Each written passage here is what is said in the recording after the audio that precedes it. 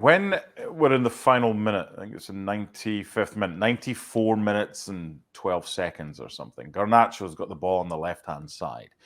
Now, by this stage, he's about to deliver a cross in. By this stage, as you've mentioned, Van de Ven has gone off. Dragushin has come on, as has Emerson Royale. So they don't have the same defensive structure that they had, which was a 4 to begin with. And Scott McTominay he's just walked into space. If he's wearing the proud dark blue of Scotland, he scores that because he has done before. Well, he's been scoring for United. That's not an excuse. And that, no, of course. But we're at a stage now. We've seen from his previous, he scores for Scotland. He scores for United. He's got to get that down. And if he does, he scores. A great cross in.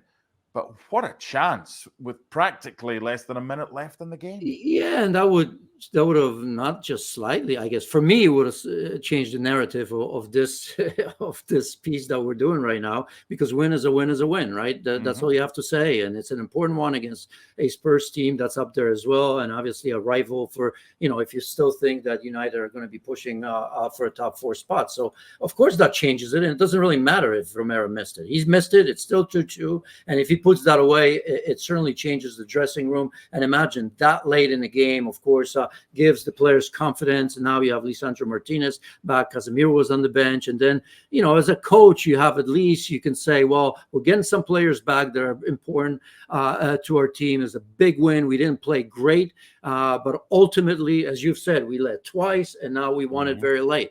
So, of course, it changes us. He needs to put that away because he's been in a great form in the last, how many ever months, not just for Scotland, but even for Manchester United, scoring goals more so than some of the players that you rely on scoring goals. So, but that's you, Manchester United. I mean, and I almost feel, Mark, that they're unfixable, certainly by Ten Hag.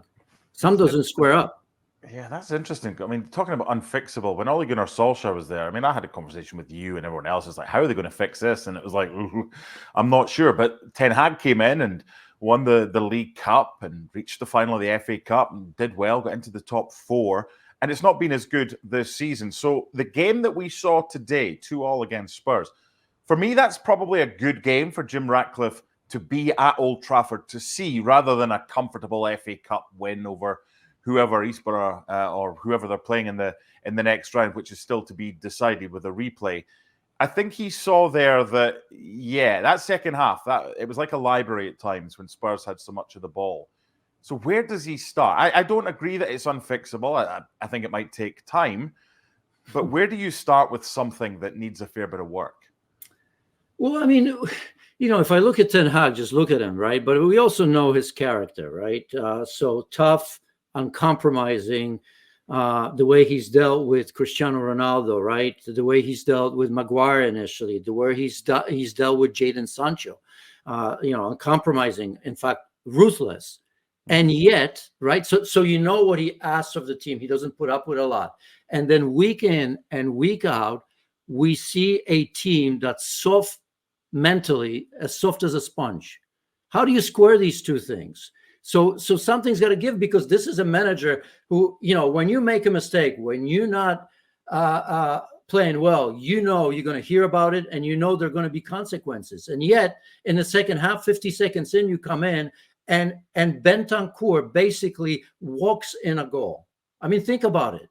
So you're going from one extreme of this manager that, I mean, just Cristiano Ronaldo is one thing, but look at Jadon Sancho, right? So you're going from a manager like this, who's expecting perfection, and it's certainly not afraid, to let you know, to a team that week in and week out doesn't respond, and responds like this in the second half. That to me is incredible. That to me says it doesn't work. How do you change that? You have to change the character of your team and the players. Is it going to be possible in January? Most likely not, because obviously the money from Sir Ratcliffe is not going to be coming in. I mean, that's not going to be settled till February, I think they said today. Yeah, true. Unless, you have Lisandro Martinez, who a tough character. Maybe, Maguire has been better. Let's hold on saying how much better he's been, and is he, how much he's going to change the team. Casemiro, I mean, remember, the beginning of the season, right? Coming off a long break in the summer when, the way he came in, unfit and all that, then injury. Well, I expect that is going to take him quite a while to make an impact. By then, season may be over. So I just don't know how to square these two things. Something's got to give. Usually it's the managers, right? Because it's for obvious reasons. But I just don't see how, with all the warnings he sent his team with the 2 or 3 players that I've mentioned, this team is still not responding.